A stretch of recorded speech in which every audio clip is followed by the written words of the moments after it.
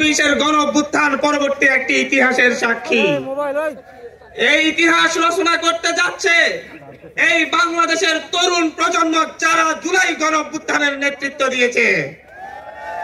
আমাদের সামনে উপস্থিত আছে আমাদের 24-এর গণঅভ্যুত্থানের অগ্রনায়কেরা, যারা জীবন বাজি রেখে লড়াই করেছে, যারা বারবার গুমের শিকার হয়েছে কিন্তু শেখ হাসিনার পদত্যাগের প্রশ্নে আপোষ করে নাই। আমাদের সামনে এখানে উপস্থিত আছেন আমাদের নেতা, গণতন্ত্রের ইমাম নাহিদ ইসলাম ভাই, যিনি ক্ষমতার মস্তক ছেড়ে এসে আবার জনতার কাতারে হাজির হয়েছেন।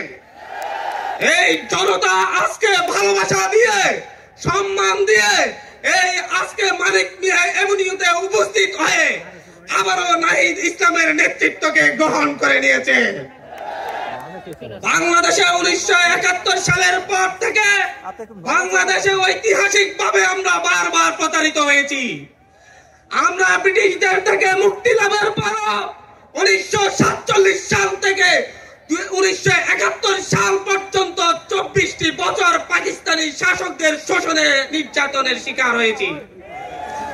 আমাদের শহীদেরা, আমাদের 71-এর বীর সেনানীরা জীবন দিয়ে লড়াই করেছিল। 30 লক্ষ মা বোন জীবন দিয়েছিল শুধুমাত্র একটি স্বপ্নে, স্বাধীন বাংলাদেশ, স্বাধীনতার প্রশ্নে, গণতন্ত্রের প্রশ্নে তারা জীবন দিয়েছিল। কিন্তু কি দেখা গিয়েছিল? 72 থেকে 75 সালে এসেই এদেশের মানুষের উপর একটি দুঃশাসন চাপিয়ে দিয়েছিল শেখ মুজিব। রক্ষী বাহিনী গঠন করে এদেশের হাজারো মানুষকে হত্যা করেছে। তৎকালীন বিরোধী দলীয় নেতা সিরাজ শিকদারকে হত্যা করে সংসদে দাঁড়িয়ে বলেছিল, কোথায় আজ সিরাজ শিকদার? সেই ধাম্বিক শেখ মুজিবের পরিণতি আমরা দেখেছি। আমরা তার পরবর্তী সময়ে 77 থেকে আমরা তার পরবর্তী সময়ে 6টি বছর মেজর জিয়ার শাসনামল দেখেছি, যেটা বাংলাদেশের মানুষকে একটি পথের দিশা দিয়েছিল। কিন্তু তার পরবর্তী থেকে আবারও বাংলাদেশ পথ হারিয়েছে। স্বৈর শাসন, একদলীয় শাসন এবং প্রতিটি ইলেকশনের আগেই রক্তক্ষয়ী সংঘর্ষ এদেশের মানুষকে আবার জিম্মি করে তুলেছিল। বারবার 1990-এর গণঅভ্যুত্থানের পরে গণতন্ত্রের প্রশ্নে যে মীমাংসা হয়েছিল, সেই মীমাংসাকে উপেক্ষা করে প্রতিটি জাতীয় সংসদ নির্বাচনের আগে এদেশের মানুষ এক দল আরেক দলের মুখোমুখি দাঁড়িয়ে সংঘাতে লিপ্ত হতে বাধ্য হয়েছিল। 2007-8 সালের সেনা শাসনের পরে শেখ হাসিনা ভারতের সাথে এবং তৎকালীন মঈনুদ্দিন আহমেদের সাথে চুক্তি করে একটি পাতানো নির্বাচনের মধ্য দিয়ে বাংলাদেশে ফ্যাসিবাদী শাসন ব্যবস্থার ভিত্তিপ্রস্তর নির্মাণ করে।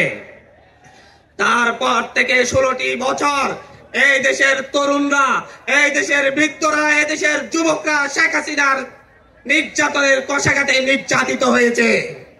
আমরা দেখেছি শেখ হাসিনার হিংসাত্মক মনোভাবের কারণে বেগম জিয়াকে কিভাবে দিনের পর দিন কারাগারে থাকতে হয়েছে। আমরা দেখেছি কিভাবে এদেশের বিরোধী দলীয় নেতা কর্মীদেরকে গুম খুন করা হয়েছে। আমরা দেখেছি শুধুমাত্র বিরোধী মত পোষণের কারণে এদেশের মানুষের উপর কি এমন নির্যাতন চলে আসছে। তার পরবর্তীতে তার এই ধারাবাহিকতায় বাংলাদেশের মানুষ এই মঞ্চে উপবিষ্ট তরুণদের নেতৃত্বকে মেনে নিয়ে শেখ হাসিনার বিরুদ্ধে রাজপথে নেমে একটি সফল গণঅভ্যুত্থান পরিচালনা করে। তার মধ্য দিয়ে শেখ হাসিনা সহ তার দুঃশাসনের সঙ্গীরা এদেশ থেকে পালিয়ে তাদের দাদাবাড়িতে আশ্রয় নিতে বাধ্য হয়।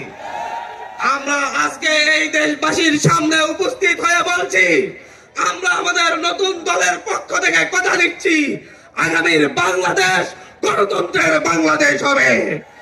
আগামীর বাংলাদেশে তরুণরা নেতৃত্ব দিয়ে চাঁদাবাজ দখলদার মুক্ত বাংলাদেশ কায়েম করবে।